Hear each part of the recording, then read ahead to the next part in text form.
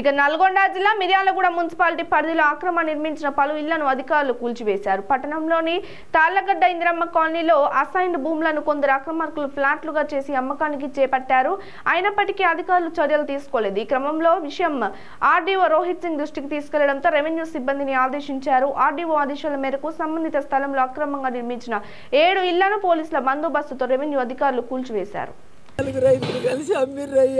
లక్షల 10,000 ఎంత జాగా కుంట జాగా 5 లక్షల 10,000 5 లక్షల 10,000 కట్టుకున్నాక కనీసం కట్టేటప్పుడైనా ఏంది అని కూడా అడగను.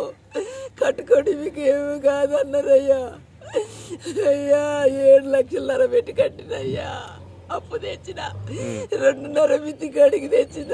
ఇప్పుడు అక్కడ ఊర్లో స్థలం పోయింది. ఇక్కడ ఉండడానికి ఇల్లు లేదు. నాకు సాగు తప్ప రెండేది ఏమి లేదయ్యా. ఇళ్ళలో పని చేసుకునేదాన్ని అయ్యా. మాకు న్యాయం చెయ్యండి అయ్యా. ఎప్పుడు తీసుకున్నారు ఇది? 2019 లాస్ట్ లోనే కట్టినాము. 20లో రిజిస్ట్రేషన్ కాగితాలు రాసిచ్చిర్రు. కాగితాలే రాసిరా?